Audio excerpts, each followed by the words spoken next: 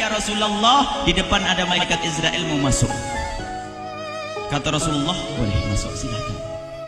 Kemudian malaikat Israel mengucapkan salam, dan setelah mengucapkan salam, malaikat Israel menawarkan, ya Rasulullah, aku disuruh oleh Allah untuk mencabut nyawamu atau membiarkan engkau. Dalam riwayat, aku disuruh oleh Allah untuk memberikan pilihan kepadamu, al-baqa' fid dunya, tetap di dunia, atau ar-rafiqul a'la, atau dengan Allah. Nabi Muhammad menjawab, ar-rafiqul a'la, dengan Allah.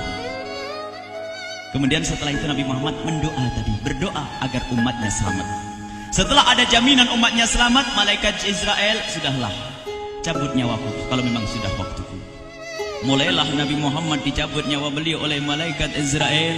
Dan di saat Nabi Muhammad mulai dicabut nyawa beliau oleh malaikat Israel, Nabi Muhammad mengatakan, mahadha, apa ini wahai Israel?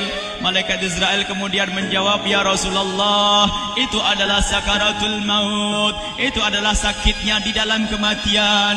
Kemudian Nabi Muhammad mengangkat tangannya sambil berucap, la ilaha illallah, inna lil mauti la sakarat, tidak ada Tuhan selain Allah, sungguh di dalam kematian ada sakitnya, sakit kematian, yaitu sakaratul maut. Kemudian Nabi Muhammad memohon, ya Allah, Allahumma khaffif alayya sakaratul maut, ya Allah, ringankan sakaratul mautku ini, ya Allah. Dijawab oleh malaikat Israel, ya Rasulullah, itu sudah aku ringankan 70 kali. Nabi Muhammad menoleh, apa malaikat Israel? Sudah kau ringankan 70 kali keringanan? Iya ya Rasulullah, sungguh aku tidak pernah mencabut seorang hamba lebih lembut dari cara mencabut nyawamu. Ini sudah aku ringankan 70 kali. Setelah itu justru Nabi Muhammad menangis, Israel, 70 kali rasanya masih sakit. Iya ya Rasulullah, memang itu sakaratul maut. Lalu bagaimana engkau mencabut umatku, wahai Israel? Allah, yang diingat siapa? Umat. Kalau engkau mencabutku dengan ringan seperti ini masih sakit, bagaimana engkau mencabut umatku, ya Israel? Dijawab oleh malaikat Israel, umatmu manusia biasa, ya aku cabut. Ya Rasulullah, begitu saja. Ya sudah, begitu habis. Nabi Muhammad menangis. Tiba-tiba Nabi Muhammad mengangkat tangan dan memohon kepada Allah, Allah, inna lil mauti la sakarat, la ilaha illallah, inna lil mauti la sakarat, sungguh di dalam kematian ada sakaratul maut. Allahumma khaffif ala ummati sakarat maut, ya Allah, ringankan dari umatku sakaratul maut, wa thaqqil alayya, dan bebankan kepadaku. Sampai tidak sadar doanya Nabi Muhammad seperti itu, thaqqil alayya, itu doa cinta. Seorang ibu yang pernah punya anak itu, lihat kalau doa Rasulullah ini masih dilakukan, bagaimana Rasulullah bisa doa begitu? Itu bahasa cinta yang tidak bisa diterjemahkan dengan oleh akal. Seorang ibu kadang-kadang, ibu yang di belakang, ibu mau dikasih sakit oleh Allah? Mau, Bu? Ibu jauh sekali. Ibu mau dikasih sakit? Jawabnya tidak mau. Tapi suatu ketika seorang ibu melihat anaknya sakit, ngomong, sudahlah nak, jangan kamu yang sakit, biar ibu yang sakit. Ada atau tidak? Kenapa ngomong begitu? Itu bahasa cinta itu. Tidak rela kalau anak ini sakit, biar aku saja yang sakit. Itu yang dirasakan Rasulullah. Sakaratul maut begitu sakitnya, membayangkan betapa sakitnya umat Nabi Muhammad di saat dicabut nyawa beliau. Maka Rasulullah mengatakan, ya Allah, ringankan sakaratul maut dari umatku, bebankan kepadaku saja, ya Allah. Wala sawfa yu'tika fatarda. Permintaan Nabi Muhammad tidak ditolak oleh Allah, dikabul dan dikabul, wahai Muhammad. Sallu ala Nabi Muhammad.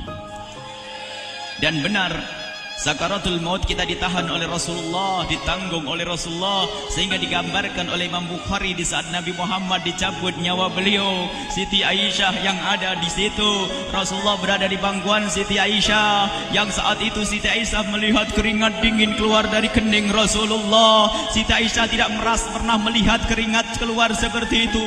Bahkan di saat dipegang kepala Rasulullah, panasnya melebihi dari panasnya orang biasa. Setiap kali ada kain dicelupkan di air, ditempelkan di kening Rasulullah langsung mengering. Saat itu Nabi Muhammad mengucapkan kalimat la ilaha illallah innal lil mauti lasakarat. Kemudian Nabi Muhammad berpesan dengan banyak pesan, dan di antara pesan Rasulullah adalah akri minni ala ummati salam, akri minni salam ala ummati wa ala man ittaba'ani wa ala man tabi'ani min ila yaumil qiyamati. Aku titip salam kepada umatku dan orang yang mengikutiku sampai hari kiamat. Sadari salam Rasulullah. Sebelum meninggal masih ingat titip salam. Salam kepada siapa? Bukan salam kepada siapa-siapa, tapi salam kepada kita. Maka mari kita mengucapkan salam kepada Rasulullah, karena Rasulullah sudah salam duluan kepada kita. Mari kita sejenak bersalam kepada Rasulullah dan hadirkan Rasulullah ada di mata kita dan di hati kita. Mari kita bersama-sama mengucapkan salam. Assalamualaikum ya Rasulullah. Assalamualaikum ya Rasulullah. Assalamualaikum ya Habiballah. Assalamualaikum ya Nabi Allah. Rasulullah mengucapkan salam untuk kita. Dan di saat itu Rasulullah keringat dingin keluar, maka oleh Siti Aisyah diusap.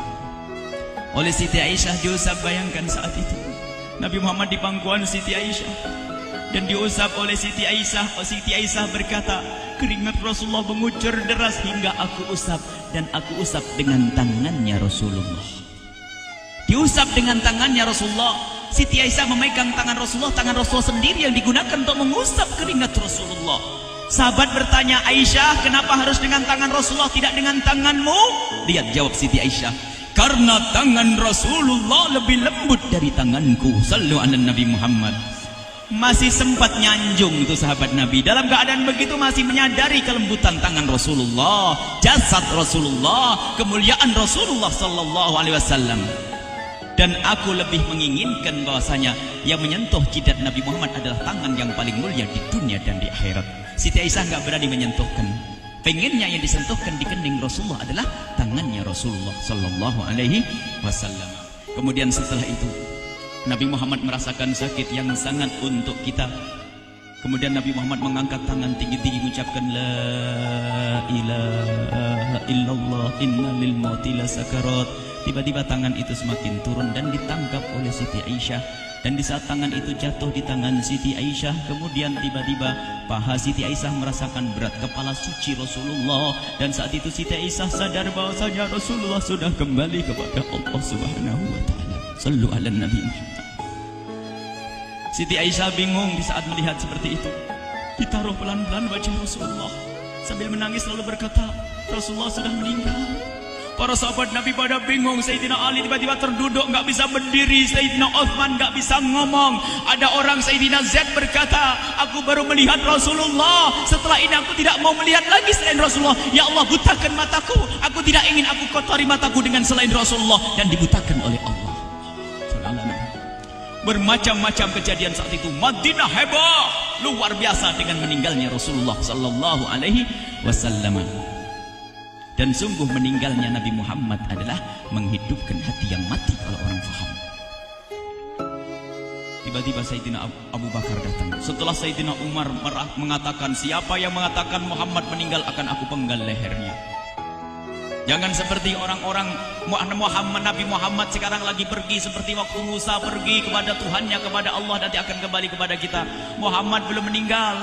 Ini adalah karena kecintaan Sayyidina Umar bin Khattab, tidak ingin Nabi Muhammad pergi. Tiba-tiba datang Sayyidina Abu Bakar As-Siddiq lalu masuk ke kamarnya Rasulullah, lalu masuk kepada Rasulullah, kemudian mengecup kening Rasulullah. Dan Sayyidina Abu Bakar berkata, ya Rasulullah, tibta hayyan wa mayyita. Ya Rasulullah, engkau tetap harum dalam keadaan hidup dan harum setelah meninggal dunia. Sallu ala Nabi Muhammad. Hingga sampai setelah hari besoknya meninggal Rasulullah Senin sore, Selasa malam, Rabu dikubur Rasulullah sallallahu alaihi wasallam. Setelah dikubur, Sayyidat Fatimah bertanya kepada Sayyidina Abdullah ibn Abbas, Sayyidina Anas, wahai Anas, hai Anas, sambil menangis Sayyidat Fatimah Zahra, hai Anas, bagaimana engkau tega? Atabat anfusukum antahtu ra'sa Rasulillah. Apakah engkau rela menaburkan debu di atas kepala Rasulullah? Sayyidina Anas menangis kaget, ya wahai binta Rasulullah, kalau kami tidak dilupakan oleh Allah, niscaya tidak ada yang bisa mengubur Rasulullah. Jadi saat itu dilupakan oleh Allah, sehingga mereka tidak menyadari melakukan itu semua. Kalau mereka sadar, tidak akan bisa mengubur Rasulullah sallallahu alaihi wasallam. Ini yang diungkapkan oleh Sayyidina Anas. Kalau seandainya kami tidak dilupakan oleh Allah, niscaya kami tidak akan mampu mengubur Rasulullah sallallahu alaihi wasallam. Kami yang hadir di sini, ya Allah, ingin senantiasa hadir di hati kami kekasih-Mu Nabi Muhammad. Maka kami mohon, ya Allah, jadikan kekasih-Mu Nabi Muhammad yang akan, ya Allah, yang akan mendampingi kami kelak saat Kau cabut nyawa kami, seperti yang Kau wahyukan kepada kekasih-Mu Nabi Muhammad. Wa absyiru bil jannati, semua hamba yang beriman akan menyaksikan surga, ya di saat dicabut nyawa mereka. Dan surga, di tempat surga itu yang paling mulia adalah Nabi Muhammad.